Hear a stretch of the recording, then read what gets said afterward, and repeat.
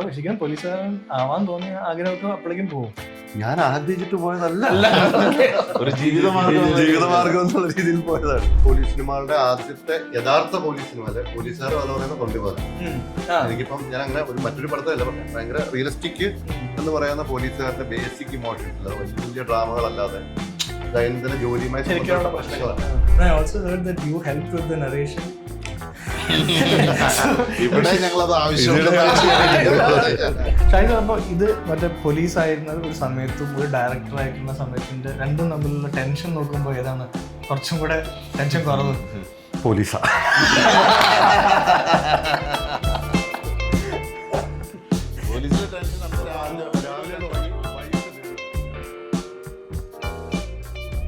Hello Roshan. Hi. Hello Dilisha. Hello. Hi Shai sir. Roshan, let me start with this, okay? I don't think after this there'll be many opportunities for actors where you're being directed by somebody who has a lived-in experience of that particular story, and is also expert in that particular field. Yeah. So you're not just asking doubts to a director who knows his character and who knows his story, but you're also asking a policeman. Yeah. Okay. Yeah. So because you know that you can ask him anything about the authenticity of the subject and the character, well, how different were your questions to him compared to something you would ask a regular writer director? The added angle here is that some of these are also Shahi's lived experiences. Yeah. Like, or some are very strongly inspired from Shahi's lived experiences. So there were definitely questions which I couldn't have asked in any other actor-director setting. But I also realized very early on that Shahi works slightly differently. It's not so much about scene ചെയ്യുന്ന സമയത്ത് പെട്ടെന്ന് പോയി ഒരു ചോദ്യം ചോദിച്ചു ഉത്തരം തേടലല്ല.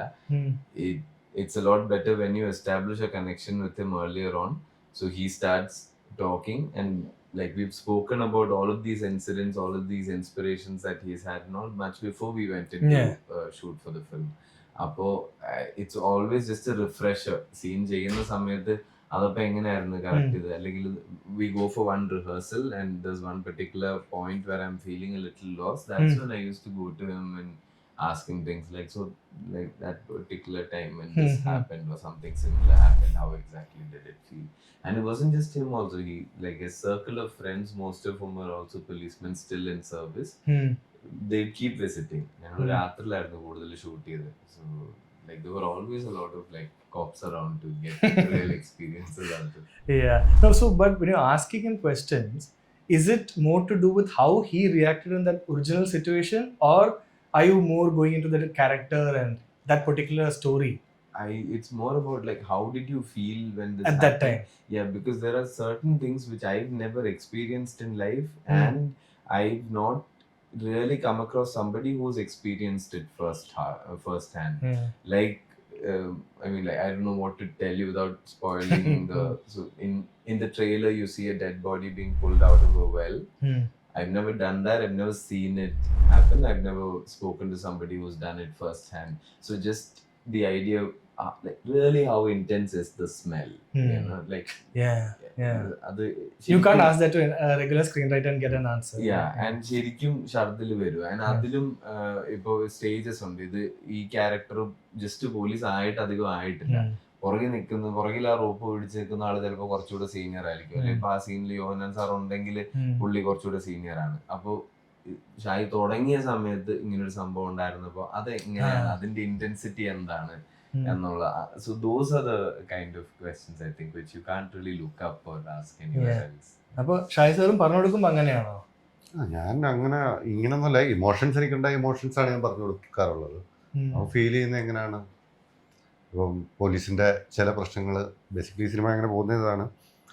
കാരണം ബാക്കി എല്ലാ ജോലിക്കും നമുക്കൊരു സ്ഥലത്ത് നമുക്ക് അത് വേണ്ട, നമുക്ക് ഇഷ്ടപ്പെടാത്തല്ല, നമുക്ക് ഇമോഷണലി നമുക്ക് ബുദ്ധിമുട്ടിക്കുന്ന ഒരു സ്പേസിൽ പോകാതിരിക്കാൻ നിങ്ങൾക്ക് പറ്റും. നിങ്ങൾ പോലീസുകാർക്ക് മാത്രം അത് പറ്റില്ല. നമ്മൾ എത്ര ഇമോഷണലി പ്രശ്നം ഉണ്ടാകുന്ന സ്ഥലമാണോ അത് നമ്മളവിടെ പോയി ഡീൽ ചെയ്തേ പറ്റും. ആ സമയത്തുണ്ടാകുന്ന ഫീൽസാണ് പലപ്പോഴും ഞാൻ പറഞ്ഞുകൊണ്ടിരുന്നത്. എനിക്ക് എൻ്റെ ഒരു സ്വഭാവം ഉണ്ടായിരുന്നു. ഇപ്പം സിനിമയിലില്ലെങ്കിലും ശരിക്കും രക്തം കണ്ടാൽ തലയിറങ്ങുന്നതാണ്. അപ്പോൾ ഞാൻ നാട്ടുകാർ നിൽക്കുന്ന ഒരു ജംഗ്ഷനിൽ വെച്ച് കഥയത്തിൽ ഒരു ആക്സിഡൻ്റ് ആയി ഒരു പെൺകുട്ടി വണ്ടിക്കടി. അപ്പോൾ ഞങ്ങൾ ചായ കുടിക്കുമ്പോൾ എല്ലാവരും ഒരു 3 പേര് യൂണിഫോമിലാണ്. പെട്ടെന്ന് ആക്സിഡൻ്റ് ആയി അരഞ്ഞുപോയി. പെട്ടെന്ന് റോഡ് ബ്ലോക്ക് ചെയ്തൊക്കെ മാറ്റണം. അപ്പോൾ എന്നെ സംബന്ധിച്ച് എനിക്കിത് നോക്കാൻ പറ്റത്തില്ല. ഞാനിത് നോക്കി തലയിറങ്ങി വീണാൽ പിന്നെ അവിടെ ജീവിക്കാനും പറ്റില്ല.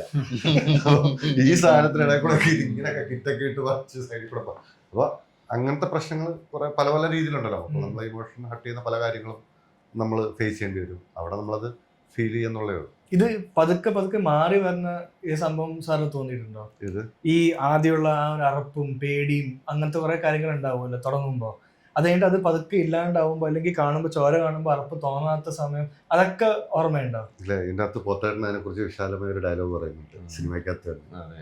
എന്ന് വെച്ചാൽ ഒരു പോലീസുകാരന്റെ ഉള്ളിൽ പറയുന്ന സ്പോയിലർ അല്ലല്ലോ, പക്ഷേ നമ്മളുടെ ലാസ്റ്റ് കണ്ട ബോഡി നമ്മുടെ തലയിലുണ്ടായിരിക്കും, അടുത്തൊരു ബോഡി വരുമ്പോഴേ അത് പോത്തുള്ളൂ.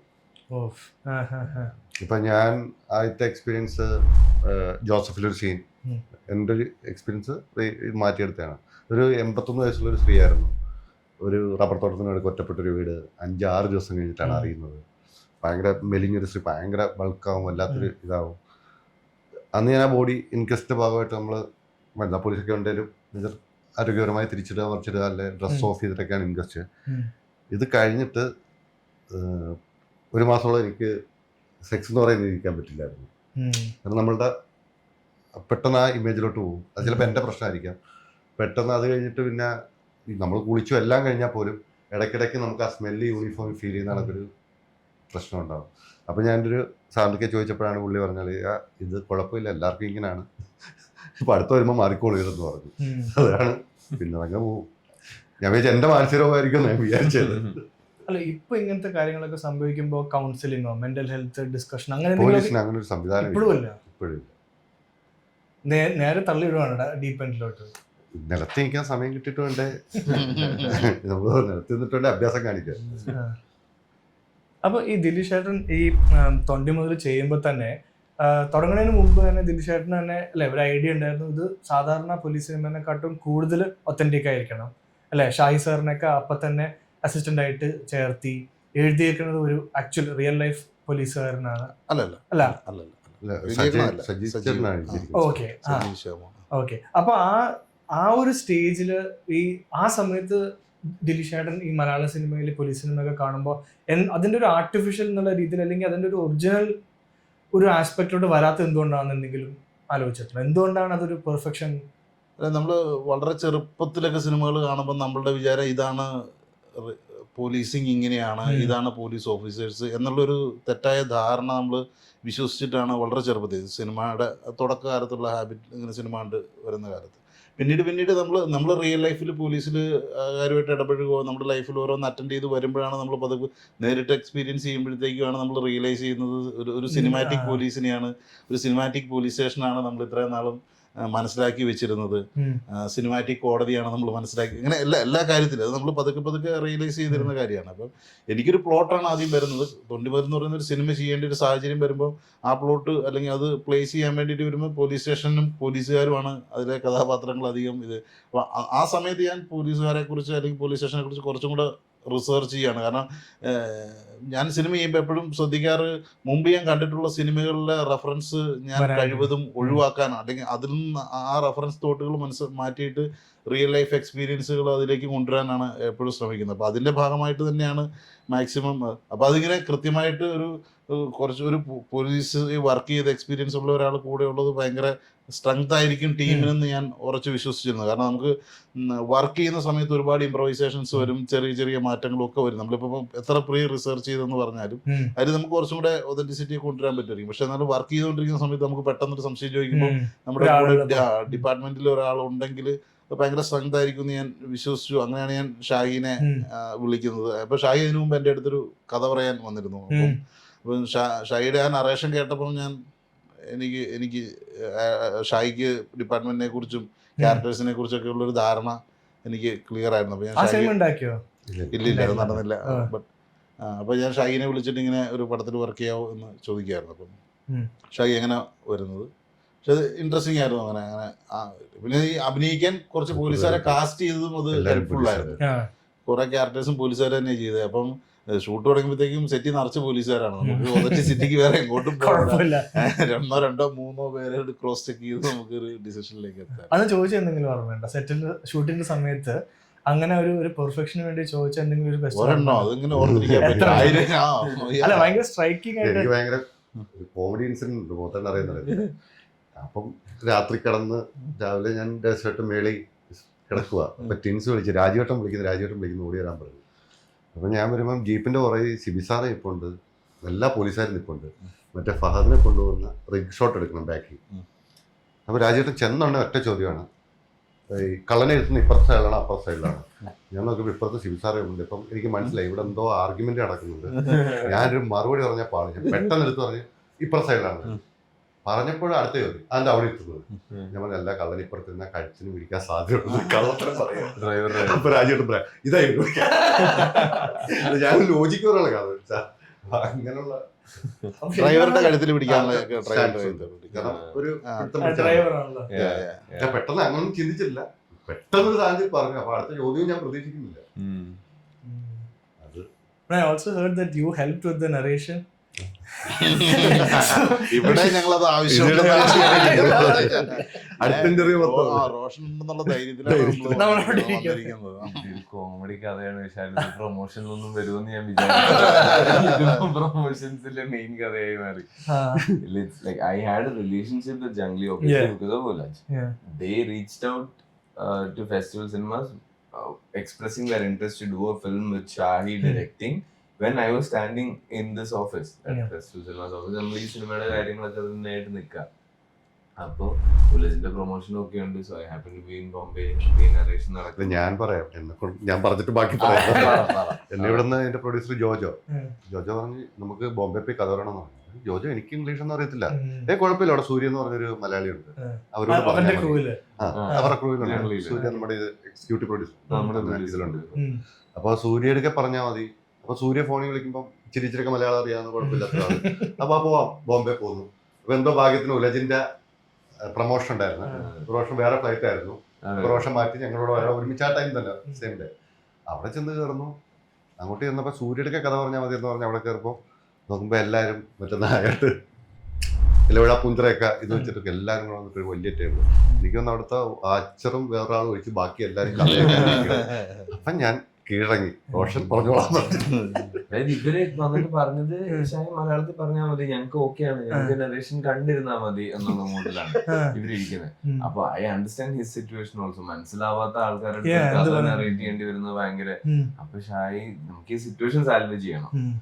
അപ്പൊ ഞാനൊരു 10 മിനിറ്റ് ചോദിച്ചു. ഞാൻ ഈ സ്ക്രിപ്റ്റ് വായിച്ചിട്ട് ഒരു 6 മാസമായി. ആ സമയത്ത് മറന്നുപോയി.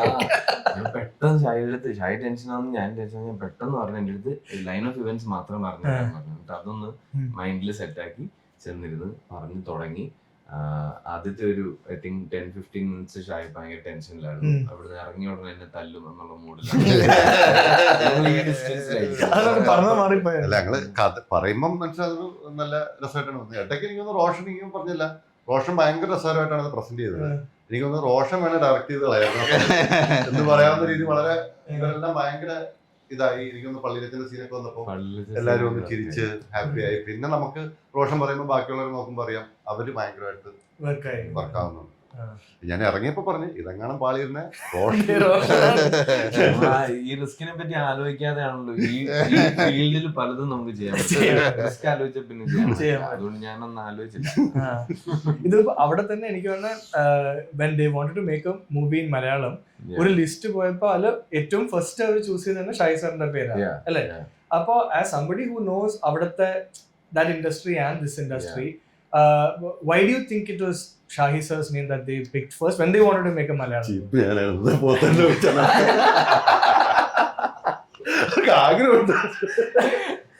I think there's definitely, so they are very aware, I think, of Malayalam and the work that we've been doing here and of Shahi's filmography. അപ്പോൾ they were very clear about എന്ത് type ഒരു cinema ചെയ്തിട്ടാണ് ഇങ്ങോട്ടേക്ക് ഒരു entry വേണ്ടത്, എന്ത് സ്കെയിലിലായിരിക്കണം അത്, ആ സിനിമയുടെ ഒരു placement എന്തായിരിക്കണം എന്നുള്ളത് they were very very clear about. I think that's the reason they arrived at Shahi, and somehow Ronda worked out pretty well for, because I timing vice also timing vice also ഇതിന്റെ pre reiki എല്ലാം കഴിഞ്ഞിരിക്കുന്ന ഒരു പോയിന്റിലാണ് ജാൻഗ്ലി വരുന്നത്.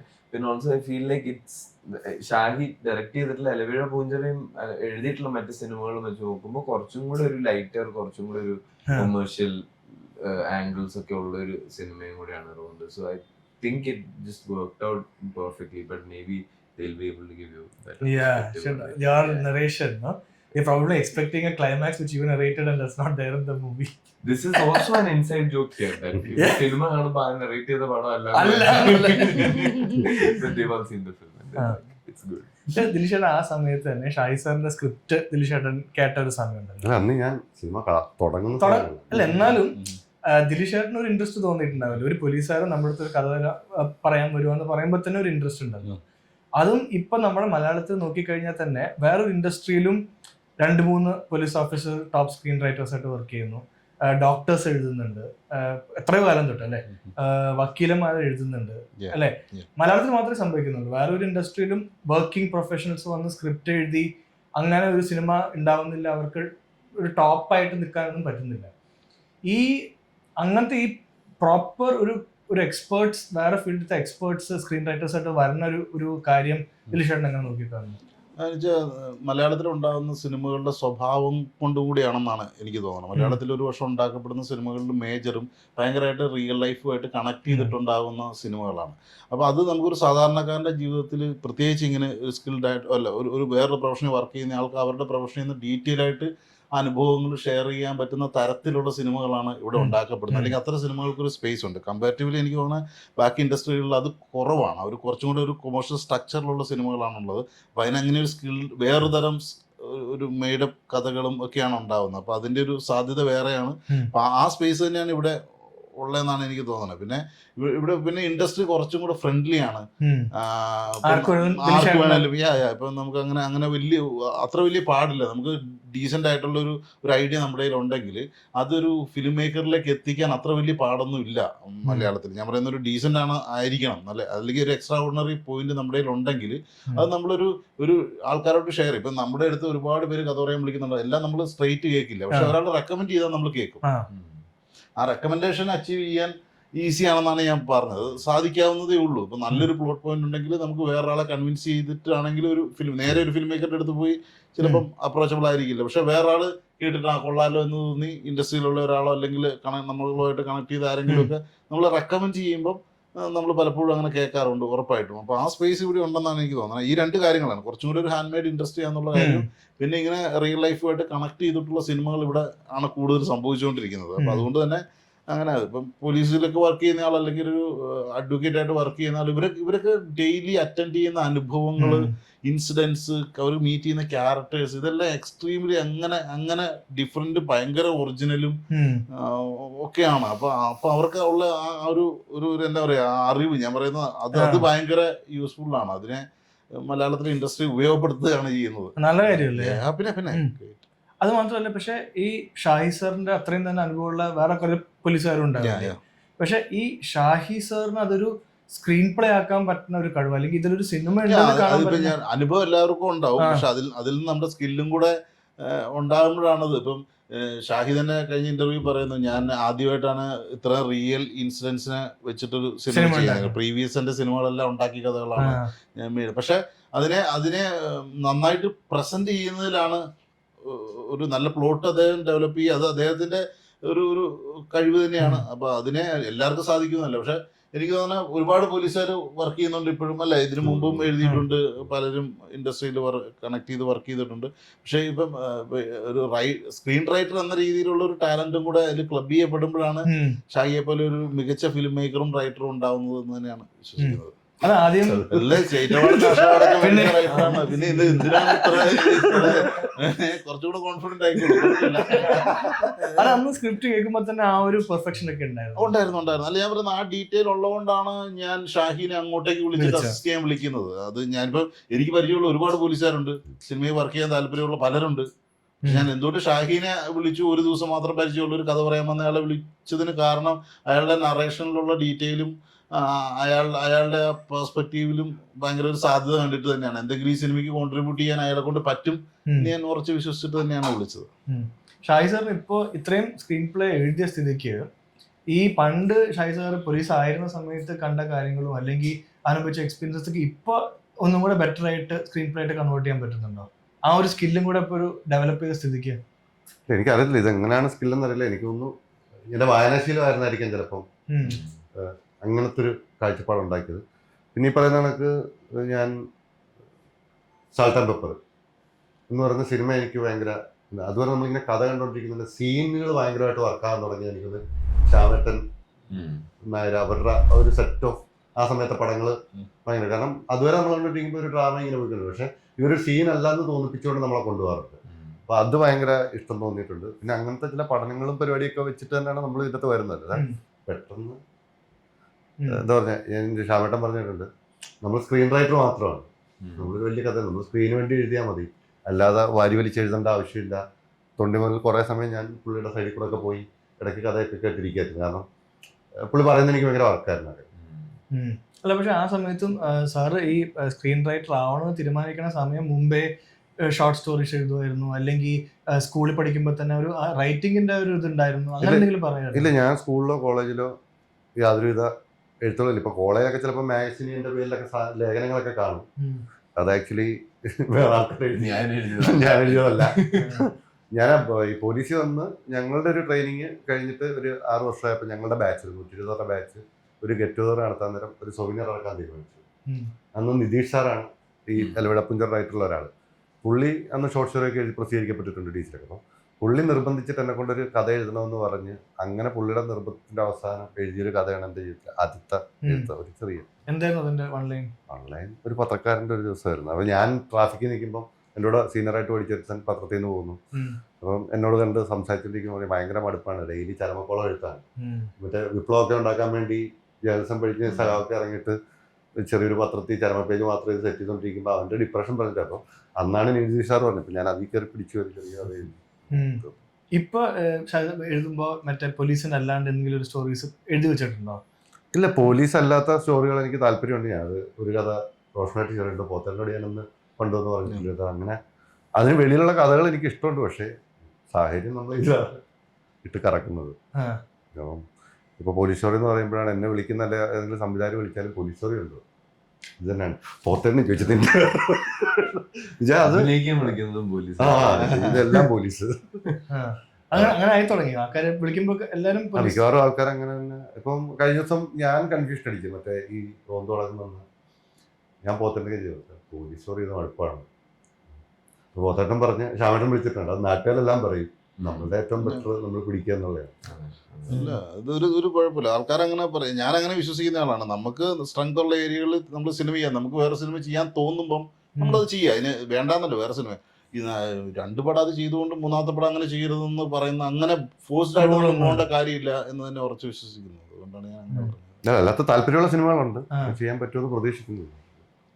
ഷാഹിദ്, അപ്പൊ ഇത് മറ്റേ police ആയിരുന്ന ഒരു സമയത്തും ഒരു ഡയറക്ടർ ആയിരിക്കുന്ന സമയത്തിന്റെ രണ്ടും തമ്മിലുള്ള ടെൻഷൻ നോക്കുമ്പോ ഏതാണ് കുറച്ചും കൂടെ ടെൻഷൻ കുറവ്? പോലീസാ.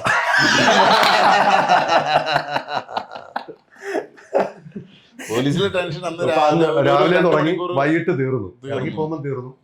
പിന്നെ ഒരു ദിവസം കൂടെ മുന്നോട്ട് പോകുന്ന ഒരു ടെൻഷനെ കാണുന്നു. മാക്സിമം 2 ദിവസം സിനിമ ഇറങ്ങി.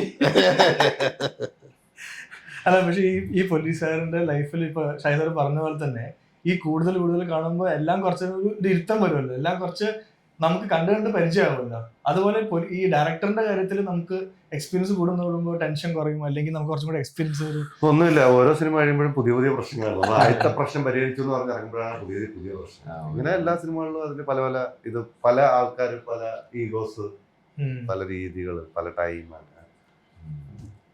ഇപ്പൊ ദിലീഷ് ഏട്ടൻ തന്നെ ഇത് ഈ ഫീൽഡിലോട്ട് വന്ന് തന്നെ ഡയറക്ടർ ആവാൻ വേണ്ടിട്ടല്ലേ? അപ്പൊ ഡയറക്ഷനാണ് ദിലീഷിന്റെ പാഷനും കാര്യങ്ങളൊക്കെ.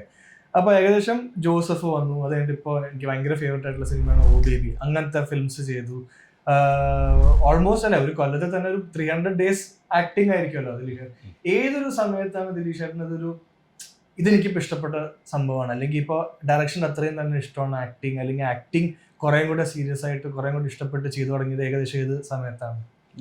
കോവിഡിന്റെ ഒക്കെ ആ സമയം അതൊക്കെ എടുക്കുന്ന സമയത്തോടു കൂടിയാണ് ഞാനൊരു കുറച്ചും കൂടെ സീരിയസ് ആയിട്ട്, എന്നിട്ട് 2020 കൂടിയൊക്കെ ഞാൻ എന്തെങ്കിലും തരത്തിൽ സീരിയസ് ആയിട്ട് കാണുന്നത്. പിന്നെ ഈ പറഞ്ഞ പോലെ ഓ ബേബി, റൈഫിൾ ക്ലബ്ബ് പോലുള്ള സിനിമകളൊക്കെ വന്നപ്പോഴാണ് ഞാൻ കുറച്ചും കൂടെ അതിനെ കുറച്ചും കൂടെ അങ്ങനത്തെ ഒരു ഓപ്പർച്യൂണിറ്റി കിട്ടി. ഇപ്പം അങ്ങനെ ആൾക്കാർ തന്നെ അങ്ങനെ ഒരു മേജർ ക്യാരക്ടേഴ്സിലൊക്കെ വിളിക്കുന്നു. അന്ന് എനിക്ക് എന്തെങ്കിലും പെർഫോം ചെയ്യേണ്ട, ഒരു ജോലി എടുക്കേണ്ട, അതിനുവേണ്ടി പ്രിപ്പയർ ചെയ്യേണ്ട ആവശ്യമുണ്ടെന്നൊക്കെ തോന്നി. അപ്പോൾ അതിനുവേണ്ടി പ്രിപ്പയർ ചെയ്ത് തുടങ്ങിയപ്പോൾ അത് ഭയങ്കര ഇൻട്രസ്റ്റിംഗ് ആയിട്ട് തോന്നുന്നു. അപ്പോൾ നമുക്കൊരു വെല്ലുവിളി മുമ്പിൽ വരുവാണ്, മുമ്പിലത്തെ ചെയ്ത ക്യാരക്ടറിൽ നിന്ന് എങ്ങനെ മാറി ചെയ്യുക, അങ്ങനെയൊക്കെയുള്ള വെല്ലുവിളികൾ ആ ഒരു സമയം മുതലാണെന്ന് എനിക്ക് തോന്നുന്നുണ്ട്. 2021-22 മുതലൊക്കെ ഞാൻ കുറച്ച് സീരിയസ് ആയിട്ട് തന്നെ സമീപിക്കാൻ തുടങ്ങിയിട്ടുണ്ട്. ഇപ്പം കുറച്ചും കൂടെ അതിലേക്ക് ഇൻവോൾവ് ചെയ്യുന്നുണ്ട്. ഞാനത് എൻജോയ് ചെയ്യാനും തുടങ്ങിയിട്ടുണ്ട്, ആ പ്രോസസ്സും പരിപാടികളൊക്കെ. അതപ്പോൾ ഈ സിനിമയിൽ തന്നെ 1-2 ഡയലോഗ്സ് ഒക്കെ ഇല്ലേ ടീസറിലും ട്രെയിലറിലൊക്കെ പറഞ്ഞ ആൾക്കാർ ശരിക്കും മറ്റേ കോടതിനെ പേടിച്ചിട്ടല്ല അല്ലേ, പോലീസുകാരെ പേടിച്ചിട്ടാണ് അല്ലെങ്കിൽ ഇടി പേടിച്ചിട്ടാണ്, അങ്ങനത്തെ ഡയലോഗ്സ് ഒക്കെ എഴുതുമ്പോൾ അത് സിനിമാറ്റിക് ആക്കാൻ വേണ്ടി എന്തെങ്കിലും എക്സ്ട്രാ എഫേർട്ട് എടുക്കണോ, അല്ലെങ്കിൽ ഇതുപോലെയൊക്കെ തന്നെയാണോ ശരിക്കും പോലീസുകാർ സംസാരിക്കണം? കുറച്ചൊക്കെ ഒരു ഡ്രാമാറ്റിക് ആണോ? ഇതൊരു പ്രശ്നം എന്ന് വെച്ച് കഴിഞ്ഞാൽ എൻ്റെ പ്രശ്നം എനിക്കറിയാം. എനിക്കൊരിക്കലും ശ്യാമേട്ടൻ എഴുതുന്ന ഡയലോഗ് എനിക്ക് എഴുതാൻ പറ്റില്ല. അല്ലെ ശ്രീനിവാസ് സാറ് വിഘടനവാദികളും പ്രതിക്രിയാവാദികളും എന്ന് പറയുന്നോ, അല്ലെങ്കിൽ രഞ്ജൻ എഴുതുന്ന കണക്കത്തൊരു മാസ് ഡയലോഗ് എനിക്ക് എഴുതാൻ പറ്റില്ല. അപ്പോൾ ഏറ്റവും നോർമലായിട്ടുള്ള ഡയലോഗുകൾ പിടിക്കാൻ മാക്സിമം ശ്രമിച്ചിട്ടില്ല. അത് ആൾക്കാർക്ക് അടിക്കരുത് എന്നുള്ളൊരാഗ്രഹമുണ്ട്. അതാണ് നമുക്ക് ഭയങ്കര സിമ്പിൾ ആയിരിക്കണം, നമുക്ക് അല്ലാത്തൊരു രീതിയിൽ എനിക്കൊരു പറച്ചിൽ എന്നെ കൊണ്ട് പറ്റില്ല. അപ്പോൾ അതിനെ ഏറ്റവും നോർമലാക്കി പറയാൻ പറ്റും. പിന്നെ ഇത് ഞാൻ പറയുന്ന ഡയലോഗ് പോത്തൻ്റെ ഭാഷയിലും ഇഷ്ടത്തിലുമാണ് സംസാരിക്കുന്നത്. റോഷൻ സംസാരിക്കുന്നില്ലാതെ ഞാൻ പറഞ്ഞ എക്സാക്ട് വേർഡ് അത് കണക്ക് പറയണമെന്ന് ഇവിടെയും ഇതുവരെ ഒരു സിനിമയിലും ഭാഷ പിടിച്ചിട്ടില്ല. ആ ഐഡിയ മാത്രം വന്നാൽ മതി. അപ്പോൾ അത് കുറെ കൂടെ നോർമലാണ്. അല്ലെങ്കിൽ ഞാൻ എഴുതി വെക്കുന്ന എല്ലാ ഡയലോഗും എല്ലാ കഥാപാത്രങ്ങളും പറയുമ്പോഴും എൻ്റെ മാത്രം ഡയലോഗ്. ഇപ്പം എല്ലാവരും ഒരാൾ സംസാരിക്കുന്നു, ഒരാളുടെ ഭാഷ കണക്ക് തോന്നും. ആ ഫ്രീഡം കൊടുക്കുന്നുണ്ട്. പലരും പല രീതിയിൽ നമ്മുടെ ഡയലോഗുകളെ അങ്ങനെ നോട്ട് ചെയ്യില്ല. അത് അങ്ങനെ പറഞ്ഞാലും ഷൈനെ എനിക്ക് ഇവാലുവേറ്റ് ചെയ്യുന്നുണ്ട്. നമ്മളിപ്പം ഷൈ പറയുന്നൊരു പോയിന്റ് ചിലപ്പോൾ നമ്മൾ വേറൊരു രീതിയിലേക്ക് കൺവേർട്ട് ചെയ്ത് പറയുമ്പോൾ ഷൈ അത്ര അങ്ങ് ഏക്കണില്ല എന്ന് പറയാറ്, അതിനെ കറക്റ്റ് ചെയ്ത് അങ്ങനെ ഒരു പ്രോസസ്സിലൂടെ ആണത് ഫൈനലൈസ് ചെയ്യപ്പെടുന്നതെന്നായിരുന്നു.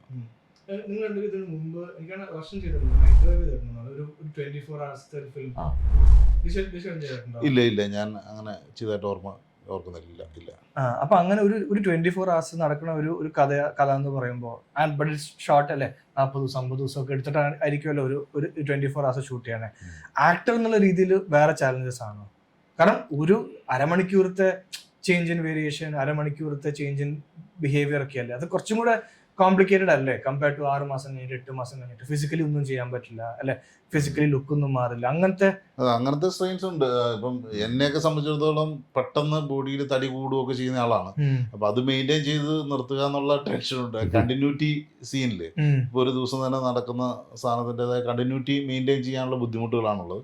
പിന്നെ എനിക്ക് തോന്നിയിട്ടുള്ള ഇങ്ങനെ ഭയങ്കരമുള്ള ക്യാരക്ടറിനേക്കാളും നമുക്ക് കുറച്ചും കൂടി ഒരു ഒതുക്കമുണ്ട് നമ്മൾ ചെയ്യുമ്പോഴത്തേക്ക്. കാരണം ഭയങ്കര ഡ്രാമകളിലേക്ക് വെച്ചാൽ ഒരു കൊല്ലം കഴിഞ്ഞിട്ടുള്ള ക്യാരക്ടറിന്റെ ഒരു അവസ്ഥയിലേക്ക് നമുക്ക് ട്രാൻസ്ഫോം ചെയ്യണ്ട. ഒരു ദിവസത്തെ ഒരു ക്യാരക്ടറിന്റെ മാനസികാവസ്ഥ നിന്നുകൊണ്ട് ഓരോ ഇൻസിഡന്റിനെ ഫേസ് ചെയ്താൽ മതി. അപ്പം പെർഫോം ചെയ്യാൻ വേറെ തരത്തിൽ കുറച്ചും കൂടെ ഒതുക്കം കിട്ടുമെന്നാണ് എനിക്ക് തോന്നിയിട്ടുള്ളത്, അങ്ങനെ ഈ ഒരു ദിവസത്തെയൊക്കെ കഥ ചെയ്യുമ്പോഴത്തേക്കും. പക്ഷെ ഈ പറഞ്ഞ പോലെ ഫിസിക്കലായിട്ടുള്ള കണ്ടിന്യൂറ്റികൾക്കും അപ്പിയറൻസും ഒക്കെ മെയിൻറ്റെയിൻ ചെയ്യാൻ, കോസ്റ്റ്യൂമൊക്കെ മെയിൻറ്റെയിൻ ചെയ്തുകൊണ്ട് പോകാനുള്ള ഒരു സ്ട്രെയിൻ എടുക്കണമെന്നേ തോന്നിയിട്ടുള്ളൂ. ക്രൂവിന് നല്ല പണിയാണ്. നമ്മള് ഷൂട്ട് ചെയ്യുന്ന ഈ പറയുന്ന പോലെ ഞങ്ങൾ ഷൂട്ട് ചെയ്യുമ്പോൾ ഇടയ്ക്കിടെ മഴയുണ്ടാകും.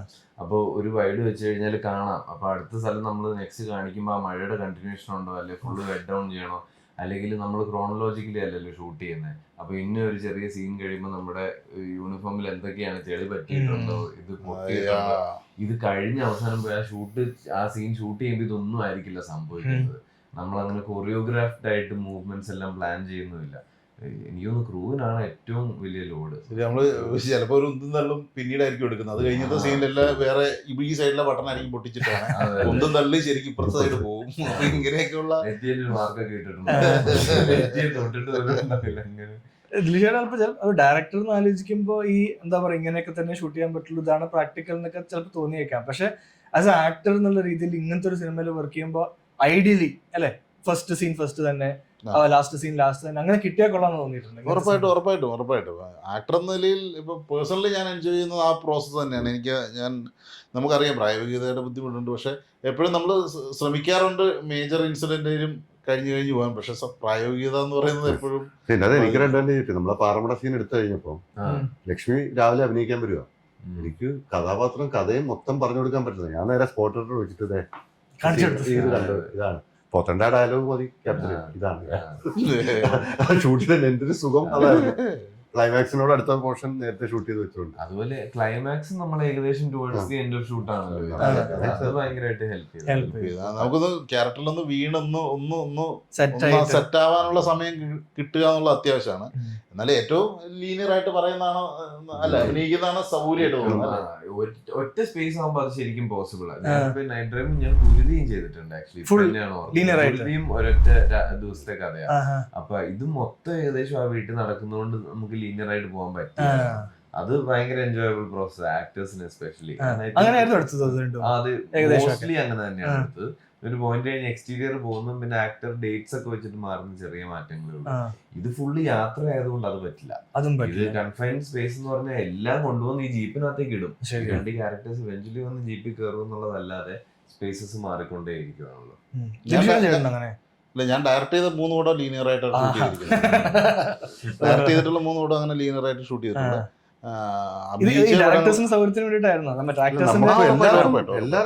ആക്ടേഴ്സിനും മേക്കേഴ്സിനും നമ്മളും സിനിമ ഇങ്ങനെ ഗ്രാജുവലി കണ്ടോണ്ടിരിക്കണം. ഓക്കെ, ഇങ്ങനെയാണ് ഇപ്പൊ ഈ ക്യാരക്ടർ ഇങ്ങനെ. ഇപ്പൊ നമ്മള് ഒരു ഡയലോഗ് എഴുതി നമ്മൾ മനസ്സിലത് കണ്ട് ചെയ്തു. പക്ഷെ ഇത് എടുത്ത് ആക്ടേഴ്സ് പെർഫോം ചെയ്ത് നമ്മൾ എടുത്തു വരുമ്പോൾ ചിലപ്പോൾ അതിന്റെ ഇന്റൻസിറ്റിയിലൊക്കെ ഭയങ്കര വ്യത്യാസങ്ങൾ സംഭവിക്കാറുണ്ട്. നമ്മൾ ആഗ്രഹിച്ച പോലെ ചിലപ്പോൾ ചിലത് കിട്ടത്തില്ല, ചിലത് ആഗ്രഹിച്ചതിനേക്കാളും കൂടുതൽ കിട്ടും. അപ്പൊ ആ ഗ്രോത്തിൽ നമുക്ക് ഫിലിം മേക്കിങ്ങിനെ കറക്റ്റ് ചെയ്ത് കൊണ്ടുപോകാൻ പറ്റും. ചില റിലേഷൻസ് ഒക്കെ നമ്മൾ ചിലപ്പം പ്രതീക്ഷിക്കാത്ത സീനിൽ അച്ചീവ് ചെയ്ത് കിട്ടും. അപ്പൊ നമ്മൾ പിന്നെ ഈ റിലേഷന് വേണ്ടി 2 സീൻ അപ്പുറത്ത് എഴുതിയിട്ടുണ്ടോ, അതൊരു സിനിമയ്ക്ക് ഒരു ഭാരമായിട്ട് കിടക്കുമായിരിക്കും. അപ്പൊ അങ്ങനെയുള്ളതിനൊക്കെ ഒഴിവാക്കാനും ഷാർപ്പൻ ചെയ്യാനൊക്കെ ഫിലിം മേക്കർക്കും പറ്റുമെന്ന് തന്നെയാണ് ഞാൻ വിശ്വസിക്കുന്നത്. പൂഞ്ചിറ ഇങ്ങനെ ഷൂട്ട് ചെയ്തതാണ്. പൂഞ്ചിറ ലീനിയർ ആയിരുന്നു. പിന്നെ ഒരു പണി കിട്ടിയെന്ന് വെച്ചാൽ ക്ലൈമറ്റ് ഭയങ്കര അലമ്പായി. കാരണം ചില സീൻ മഞ്ഞാണ്, അപ്പൊ നമ്മള് ഓപ്പൺ അല്ലേ, ചില്ലാണ്. അപ്പം ആ സീൻ അവിടെ നിർത്തി വെക്കും. അപ്പൊ അടുത്ത ചിലപ്പോ മഴയായിരിക്കും. തുടങ്ങി മഴ വന്നു. സുധികോപ്പ ശരിക്കും നിന്നിട്ടുണ്ട്. മറ്റേ ഇത് മാത്രം ബോക്സർ ഇട്ടിട്ട് ഒരേ ട്രാക്ക് സൂട്ട് ഒരേ ഇരുന്നിട്ട് ക്ലൈമറ്റ് നോക്കിയിട്ട് ഞാൻ ഇടാം. അപ്പൊ അതിന്റെ ഷൂട്ട് ഇത് കുറച്ചും കൂടി എളുപ്പമായിരുന്നോ? അതിന്റെ ബുദ്ധിമുട്ടൊക്കെ. പക്ഷെ അതിന്റെ ഒരു സുഖം എന്താന്ന് വെച്ചാൽ രാവിലെ 8 മണിയാകുമ്പോഴേ മഞ്ഞ് വാർത്തുള്ളൂ, അപ്പോഴേ ഷൂട്ട് തുടങ്ങാൻ പറ്റും. വൈകിട്ട് 3 മണിയാകുമ്പോൾ ഇടിമിന്നലടിക്കും, അവിടെ പരിപാടി തീർക്കും. പക്ഷെ ഇത് നേരെ ഓപ്പോസിറ്റ് ആയിരുന്നു. ഇത് ഫുൾ നൈറ്റ് നമ്മളെ കിളി മാറും. ഇപ്പൊ ഈ ദിലീഷേട്ടൻ പറഞ്ഞ പോലെ തന്നെ ഈ ഷാഹി സാർ ഈ മലയാള സിനിമത്തെ വലിയ ഈ പോലീസ് സിനിമകളൊക്കെ ആ സമയത്ത് 90s കാണുമ്പോൾ അല്ലെങ്കിൽ 2000s പോലീസ് സിനിമകളൊക്കെ കാണുമ്പോൾ ഷാഹി സാറിന് എന്തൊക്കെ കുറച്ചൊക്കെ ഒബ്സർവേഷൻസ് ഒക്കെ എന്തായിരുന്നു? ഇഷ്ടപ്പെട്ട സിനിമകളുണ്ടോ ആ സമയത്ത്? ഇല്ല, ആ സമയത്ത് ഇപ്പൊ നമ്മളെ ഏകലവ്യനും കമ്മീഷനും ഒക്കെ തിയേറ്ററിൽ പോയി കൈയടിച്ചേണ്ട സിനിമ തന്നെയാണ്. ആ കാലഘട്ടത്തിൽ അങ്ങനെയായിരുന്നു. അപ്പൊ ആൾക്കാർ മാറിയിരിക്കുന്നു, സിനിമ മാറി. ശരിക്കും ഷാഹി ഇപ്പൊ നമ്മൾ അങ്ങനെ മനസ്സിലൊരു പോലീസ് സങ്കല്പം ഉണ്ടല്ലോ. അപ്പൊ ആ പോലീസ് സങ്കല്പം ഷാഹി പോലീസ് സ്റ്റേഷനിൽ ജോയിൻ ചെയ്തപ്പോ എങ്ങനെയാണ് തകർന്നിരിച്ചത്? അത് എന്താണ് ഇതിന്റെ അകത്ത്? പൊതുവെ ഞാനിപ്പോ പോലീസ് ആയെങ്കിലും ഇപ്പം പോലീസ് സിനിമകൾ കാണുമ്പോഴും ഞങ്ങൾക്ക് അടുത്ത ഓപ്പോസിറ്റ് പൊളിറ്റിക്സിന്റെ വക്താവും. അങ്ങനെ നമ്മൾ പോലീസിനെ അങ്ങനെ ഇതായിട്ട് കാണാനോ ഹൈ ആയിട്ടൊന്നും കണ്ടില്ല. സത്യത്തിൽ എനിക്കറിയില്ലായിരുന്നു. ഞാൻ പോലീസ് ജോയിൻ ചെയ്യുമ്പോൾ എനിക്കറിയില്ല. ഞാൻ ട്രെയിനിങ്ങിന് പോകുമ്പോൾ നോക്കുമ്പോൾ കുറെ കൂടെ ട്രെയിനിങ്ങിന് വരുന്ന ഒരു 100 പേജ് മറ്റേ പേപ്പറൊക്കെ വാങ്ങിച്ചു വെച്ചിരിക്കുന്നത്. ആ പല സാധനം ഞാൻ ചോദിച്ചു എന്താണ് അവിടെ എംപോസിഷൻ ഉണ്ടെന്ന്.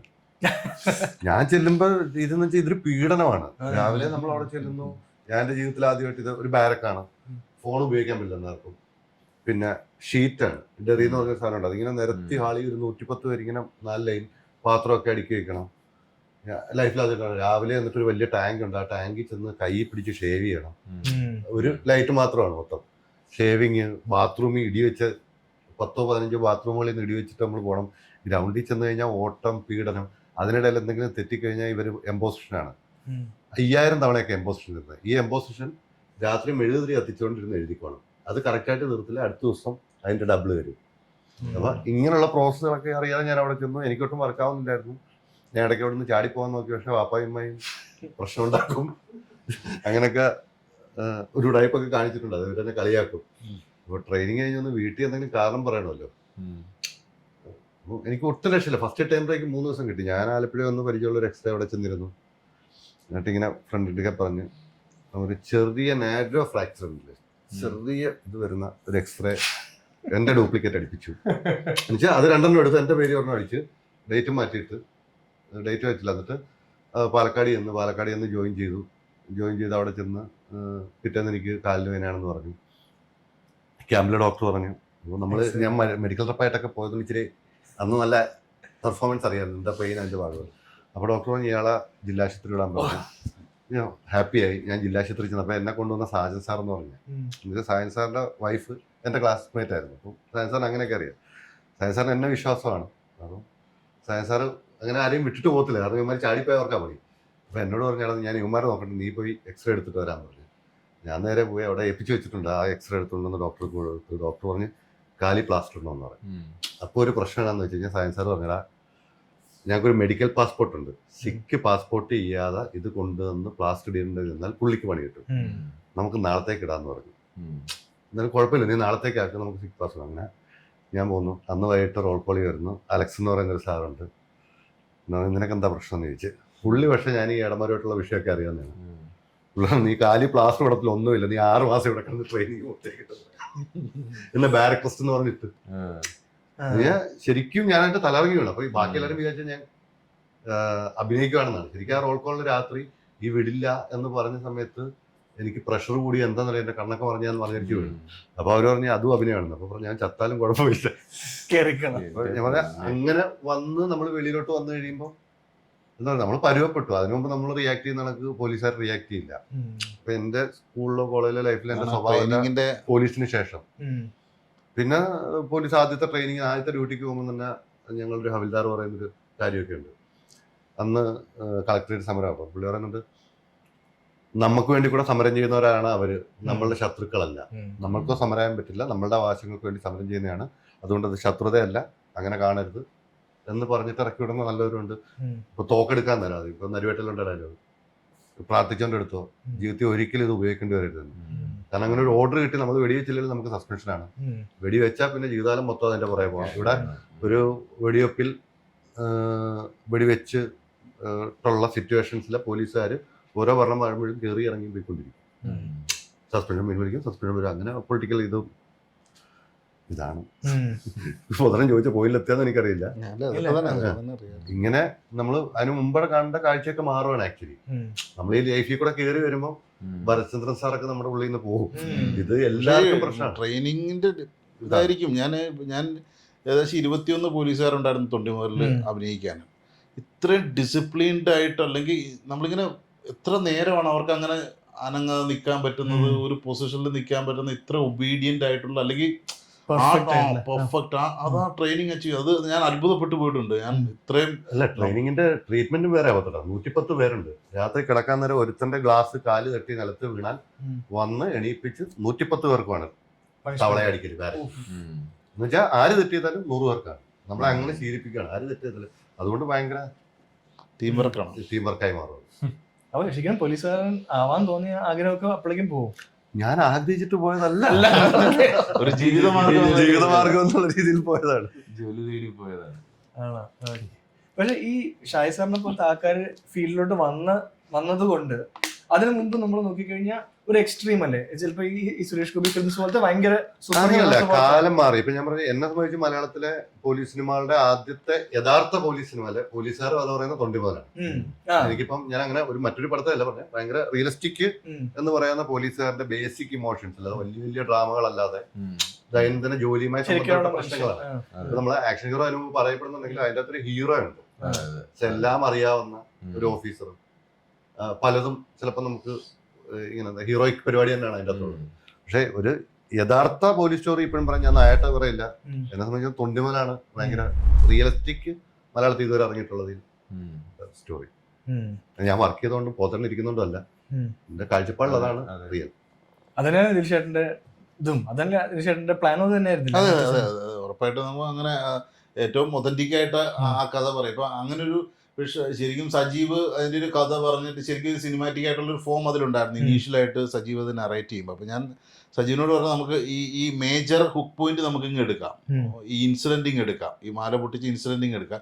ഇതിനി ഒരു പോലീസ് സ്റ്റേഷനിലേക്ക് ചെന്നാൽ റിയലി കേരളത്തിലെ ഒരു പോലീസ് സ്റ്റേഷനിൽ എങ്ങനെ വളരാമെന്ന് നമുക്ക് ഒന്നും കൂടെ വർക്കൗട്ട് ചെയ്ത് തുടങ്ങാം എന്ന് പറഞ്ഞാണ് ഞങ്ങൾ ശരിക്കും അതിൻ്റെ ഒരു സെക്കൻഡ് റൗണ്ട് റൈറ്റിംഗ് എൻ്റെ അടുത്ത് വന്നതിന് ശേഷം ഞാൻ സജീവും കൂടെ ഡിസ്കസ് ചെയ്തു. നമുക്ക് ശരിക്കും റിയൽ ആയിട്ടൊരു പോലീസ് സ്റ്റേഷനിലോട്ട് ഈ സംഭവം ചെന്ന് കഴിഞ്ഞാൽ എങ്ങനെയായിരിക്കും ഇത് ഹാൻഡിൽ ചെയ്യപ്പെടുക, ഈ കേസ് എങ്ങനെയൊക്കെ ഈ 2 ക്യാരക്ടേഴ്സ്, ഈ 3 ക്യാരക്ടേഴ്സ് പോലീസ് സ്റ്റേഷനിൽ എത്തിയാൽ ഒരു പോലീസ് സിസ്റ്റം എങ്ങനെ അതിനെ ഹാൻഡിൽ ചെയ്യുന്നു, ഏറ്റവും റിയലിസ്റ്റിക് ആയിട്ട് എന്തായിരിക്കും നടക്കുക എന്നുള്ളൊരു റിസർച്ചിൽ നിന്നാണ് ശരിക്കും അതിൻ്റെ ഒരു രണ്ടാമത്തെ സെക്കൻഡ് ഡ്രാഫ്റ്റ് സ്ക്രീൻ പ്ലേ ഉണ്ടായി വരുന്നത്. ഓക്കെ, ഫൈനലി ഷായി സാറിന്റെ അഭിപ്രായത്തിൽ ഏറ്റവും ബെസ്റ്റ് 3 പോലീസ് സിനിമ മലയാളത്തിൽ ഏതൊക്കെയാണ്? മലയാളത്തില് കഴിഞ്ഞ ദിവസം ഇപ്പൊ തൊണ്ടി മുതല് അത് കൂടണം, അല്ലാണ്ട് തൊണ്ടി മുതല് എനിക്ക് അങ്ങനെ പറയാൻ ഞാൻ നമ്മളത്ര തവണ യവനിക എനിക്ക് ഭയങ്കര ഇഷ്ടപ്പെട്ടു. കാരണം കുറ്റാന്വേഷണത്തിനപ്പുറം കുറ്റകൃത്യം നടക്കുന്നതും ആ ഇമോഷൻസും ഡീൽ ചെയ്തൊരു പടം അതാണ്. അതാണ് എൻ്റെ ഒരു ടോപ്പ്. അത് തന്നെയാണ്. അത് കഴിഞ്ഞ് പിന്നെ തൊണ്ടി മുതലാണ്. ഇത് കഴിഞ്ഞാൽ പിന്നെ എനിക്ക് അങ്ങനെ പെട്ടെന്ന് പറയാനൊരു കമ്മീഷണർ അങ്ങനത്തെ സിനിമകളിലൊക്കെ നമുക്ക് അറിയാം. നമ്മളുടെ ഒരു ടേസ്റ്റിന്റെ വെളിയിലാണ്. നമ്മൾ കാണും, നമ്മൾ ഇപ്പോഴും കാണും അങ്ങനത്തെ സിനിമകൾ. നമ്മുടെ ഒരു കോൺസെപ്റ്റിലുള്ള പോലീസുകാരെ ചിലപ്പോ അല്ലെങ്കിൽ ആ സമയത്തെ ഇഷ്ടമായിരുന്നു. തമിഴ് വിസാറിനെ ഇഷ്ടമാണ്. പിന്നെ ഇപ്പൊ ഞാൻ പറഞ്ഞു 2 പടങ്ങള് ഞാൻ കഴിഞ്ഞ ദിവസം ലെസ് മിസറബിൾസ് എന്ന് പറഞ്ഞൊരു ഫ്രഞ്ച് പടമുണ്ട്, മിസറബിൾസ്. പിന്നെ ഇപ്പൊ ഇറങ്ങിയിട്ടുണ്ട് സ്ട്രോങ് ഹോൾഡ്, അതൊരു റിയൽ സ്റ്റോറി. പിന്നീട് അവർ ചെയ്ത സ്ട്രോങ് ഹോൾഡ് എന്ന് പറഞ്ഞിട്ട് അത് അങ്ങനെ പടങ്ങളൊക്കെ ഇഷ്ടമാണ്. എന്നോട് ചോദിക്കരുതേ. കുറച്ചുകൂടെ ഒരു പടമുണ്ട്, അത് വിട്ടുപോയി, സ്ട്രേ ഡോഗ്. ഏറ്റവും ഇഷ്ടപ്പെട്ട ഒരു പോലീസുകാരുടെ ഇമോഷൻസും ഭയങ്കര, അത് എങ്ങനെ സമൂഹം എന്നൊക്കെ പറയുന്ന സാധനത്തോട്ട് വളരെ ഭയങ്കര ഇൻട്രസ്റ്റിംഗ്. മറ്റേ സാധനം ഈ മാത്യു മക്കോണോയി സീരീസ് ട്രൂ ഡിറ്റക്റ്റീവ് ഉണ്ട്, അത് ഭയങ്കര പരിപാടി. ഞങ്ങൾക്ക് പോലീസ് സ്റ്റോറി അല്ലെന്ന് പറഞ്ഞാലും മറ്റേ 3 ബിൽബോർഡ്സ് അതിന്റെ അകത്ത് ഭയങ്കര രസമല്ലേ, ക്യാൻസർ സൂസൈഡ് ചെയ്തിട്ട് പഠിക്കും. ഇല്ല, ഞാൻ ഭയങ്കര കൊമേഴ്ഷ്യൽ പോലീസ് ക്യാരക്ടേഴ്സിനെ കാഴ്ചക്കാരൻ എന്ന നിലയിൽ ഭയങ്കര എൻജോയ് ചെയ്യുന്ന ആളാണ്. ഞാൻ ഫിലിം മേക്കർ എന്ന രീതിയിൽ അതിനെങ്ങനെ സമീപിക്കാറില്ലെങ്കിലും ഞാനിങ്ങനെ കമ്മീഷണറും അതൊക്കെ തന്നെയാണ് ശരിക്കും എന്നെ സ്വാധീനിച്ചിട്ടുള്ളത്. ഈ പറഞ്ഞ പോലെ ഇത് യവനിക എടുത്തു പറയാവുന്ന ഒരു സിനിമയായിട്ട്, മാറ്റമുള്ള സിനിമയായിട്ട് തോന്നിയിട്ടുണ്ട്. റോന്ത് അതിനൊരു ഉദാഹരണമായി മാറും എന്ന് തന്നെയാണ് ഞാൻ വിശ്വസിക്കുന്നത്.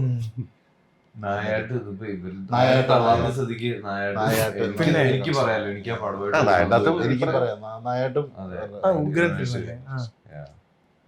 ആണ് ഞാൻ പറയാം. അതിൻ്റെ അകത്ത് ഒരു സിനിമ ഇപ്പൊ ഞാൻ പറഞ്ഞത് ഞാൻ തന്നെ നമ്മൾ കൃത്യത്തിലെ ഒരു കോയിൻസിഡൻസുകളുണ്ട്. തൊണ്ടി പോലെ അങ്ങനെ നമുക്കൊരു കോയിൻസിഡൻസ് ഭയങ്കര നീറ്റ് പോയാണ്. Okay, thank you guys. Looking forward to Ronth. Thank U.